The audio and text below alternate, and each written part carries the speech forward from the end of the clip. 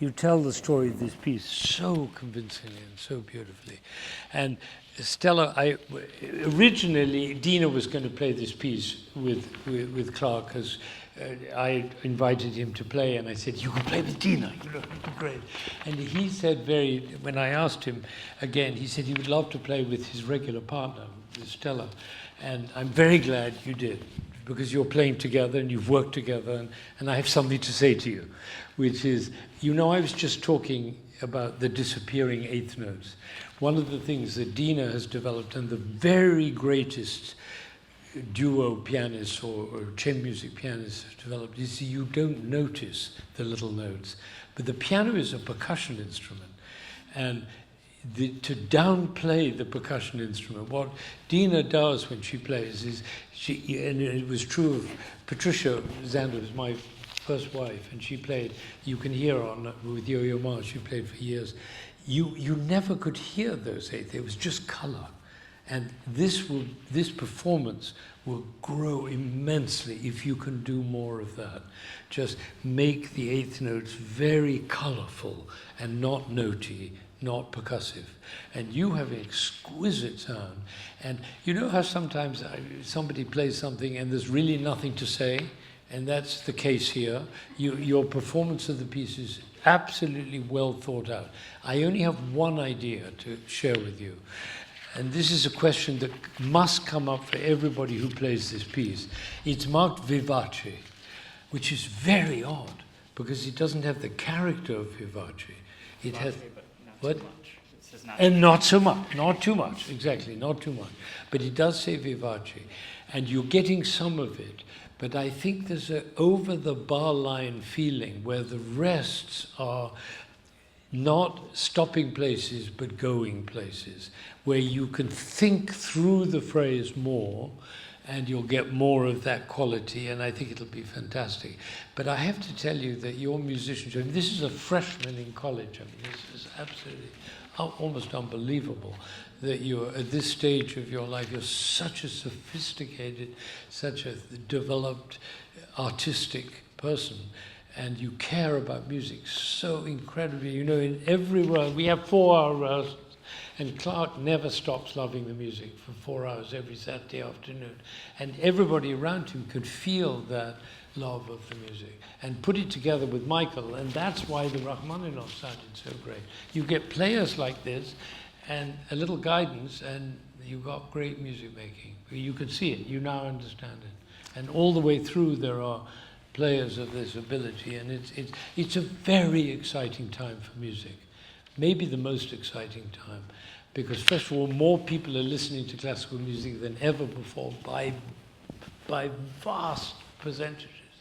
And the other thing is the quality of playing is available through the machines, and it's incredible what's happening with classical music. It's becoming the lingua franca for human beings. I'm slightly exaggerating, but that's very exciting. And playing at this level is just completely thrilling, absolutely thrilling. So if you would try, for you to make color, and the way to make the chord in the bass is have the G be the low G to be the main thing, and the other voice is less, very dolce. It's piano, not pianissimo, right? Don't play too soft at the beginning. It's not misterioso. It's generous, it's warm. It's Brahms at his most generous and giving and loving, isn't it? Beautiful. I mean, what a gift to the world. It's not sotto voce, it's mezzo voce. Right, you got that? And that's beautiful. And then keep it moving all the way. So again, you have the slow with the dots under all three pieces. The slow with the dot. That's why it's so valuable in these classes that we see different pieces and you hear them all and then you say, oh my God, it's the same thing. Isn't that great? So you're playing them a little bit as chords instead of floating over what we call one buttock playing. You know that. Should we try? Beautiful, with a focus on the left hand.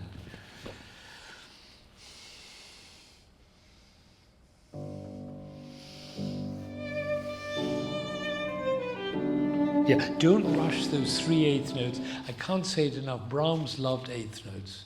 Don't rush them.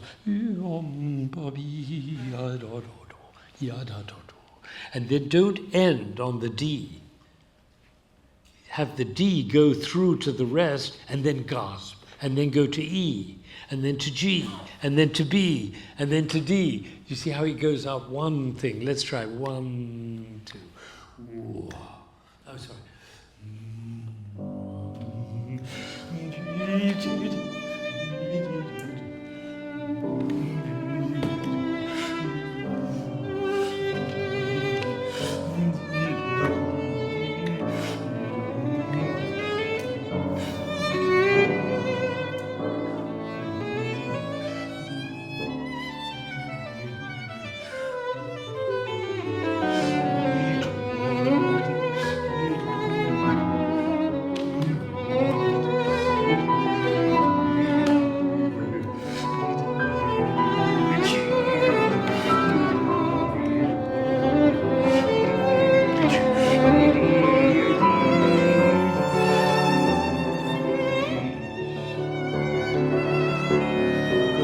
Bravo, bravo.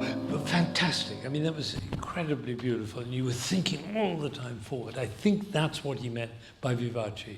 When you get to the forte, be very generous with that, because that's a real forte, and you can help by making every note in the piano melodic, so that you really get a feeling of expansion for that climactic A. Should we do that? And do do ba bi da do, and this comes 3 times. And it's interesting, this one comes in the middle of the bar. That's a new beginning, but it's in the middle of the bar, the repetition. So that's bar, I don't have the bar numbers. 11. Can I ask, don't skimp on the 8th notes, the do, yada, yada. If you think in Brahms, always of the 8th note, you'll get the right sound. 1,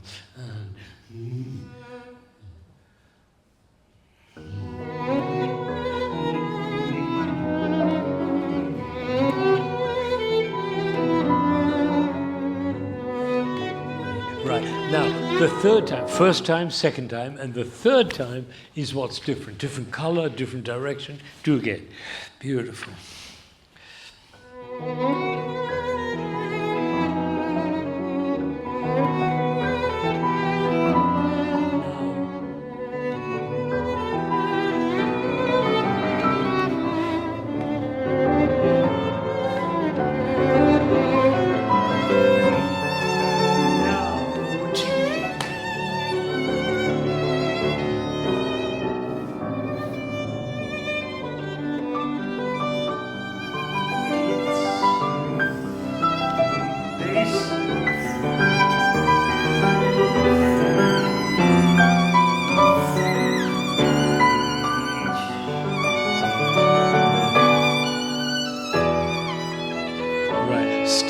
Stella, you see where it starts on the B? Do you see this B here? B. Play from there. Do you play the cello? Have you ever played the cello?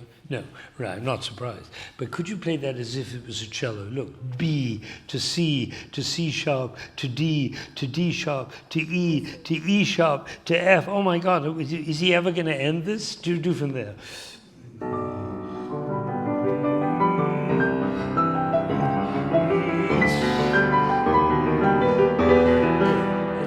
If you can make a colorful sound with those 8th notes so that it's warm and rich and without edge, just do the same place, same people.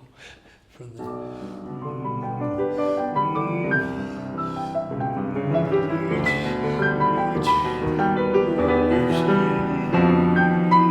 yeah, so ti yadi ta yadi. This is a singing instrument. All right, beautiful. Do again. Isn't that fascinating how the bass leads you always in Brahms?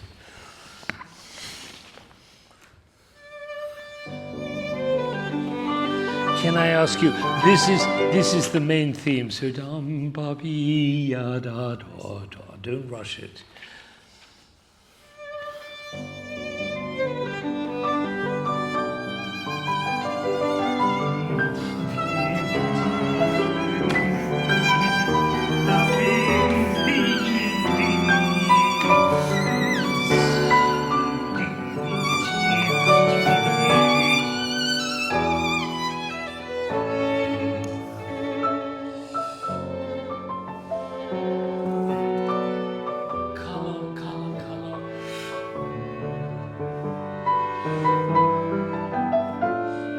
You see, Stella, that's what I mean. Wah, wah. It's too percussive. This is Brahms is asking you to play like a string instrument. And that's the next stage for you as a collaborative pianist, to be able to make a sound like string instruments. And it's the genius of the great pianists who play with, and I have to say, with Patricia, she made the piano sound like a string quartet. It was an amazing feeling. And string players came from all over, like bees to the honeycomb, to play with her because they sounded so good right? When they play. So it's up to you how he sounds. Right? So it's a big thing to learn. And Dina was just saying she's been in this business 20 years and everybody wants to play with her. Because of that, she makes the piano sound like an orchestra, like string quartet, like never like percussion. But that was beautiful. I mean, you're getting this feeling of vivace. I think that's what he meant. Exactly what you're getting, and it's not abrasive at all. It's just full of love, and full of this yearning and forward motion. It's just great. Let's play a little bit more. The second theme, is one of the great. This is con anima with all the living intensity. Can we do that? Right on the second theme. Don't rush the eighth note. Dom, bom, ba, ba, dom, boy, da, re.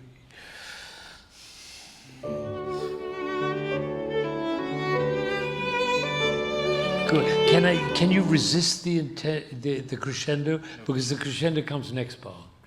Brahms is so precise, it's unbelievable. Everything matters. Right? Beautiful again.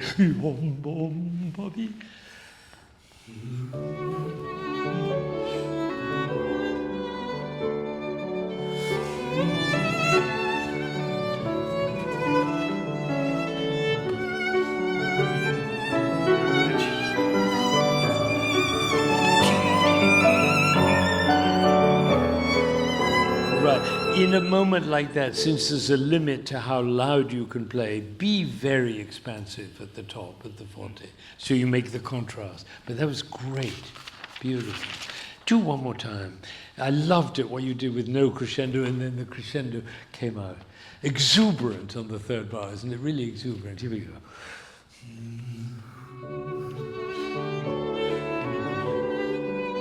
Here we go.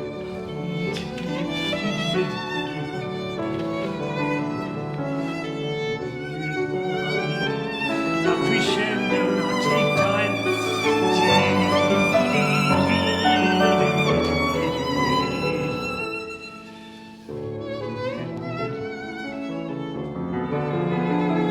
Not notes, color.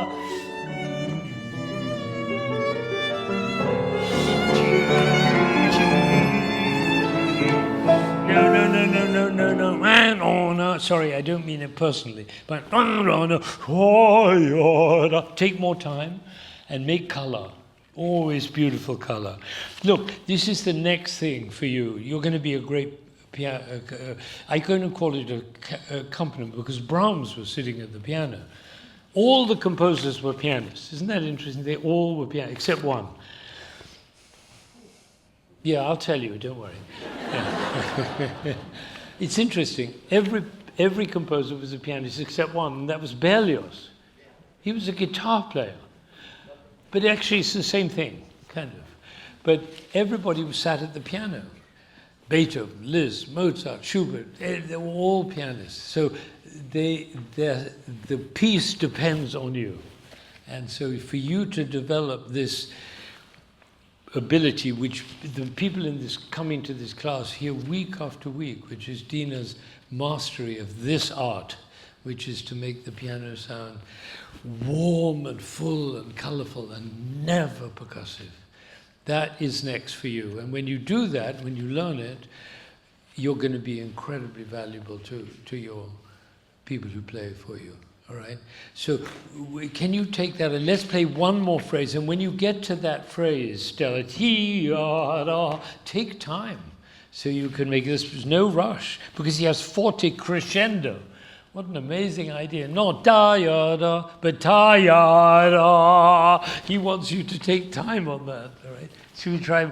But you're playing beautifully. You see, your jury has no meaning whatsoever. You already passed the next 4 years of your training already. Now I give you an A for your senior year. He's a freshman playing like this. It's incredible.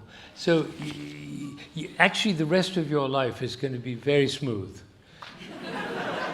Yeah, very smooth. Tell your parents not to worry. Everything's going to be fine. Right? No, really, with that kind of. Do you see why I feel this way? You understand that, right? confidence, artistry, naturalness, spirit, love, everything is in your being. It's a beautiful, beautiful thing. And you and Michael together, I couldn't say enough. Is Michael there still? Yeah, Michael, you two in the first stand of the orchestra this year, it was an unbelievable gift to everybody, because the way you two made music together, and everybody who's here now could see what was happening. Two such immensely gifted and generous musicians was an incredible privilege, really, for all of us. So this is beautiful. Yeah, wonderful, beautiful. So one more phrase, and then unfortunately Brahms has got to go home. 1 minute more. All right, we have a 4-hour rehearsal this afternoon on Mahler 6, so we have to go. Play as if it was the last time you were ever going to play anything. Right. Here we go. All right, listen. Shh.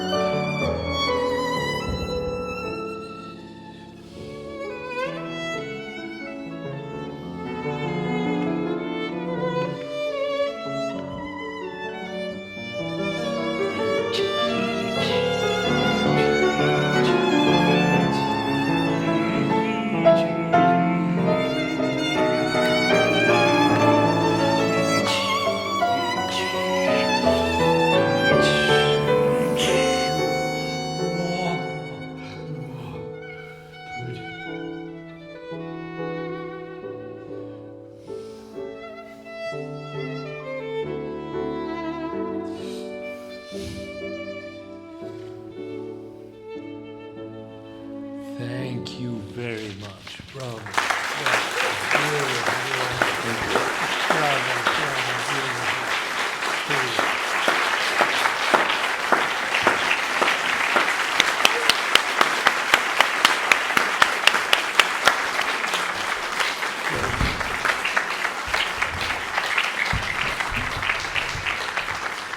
That, ladies and gentlemen, is the privilege of Brahms.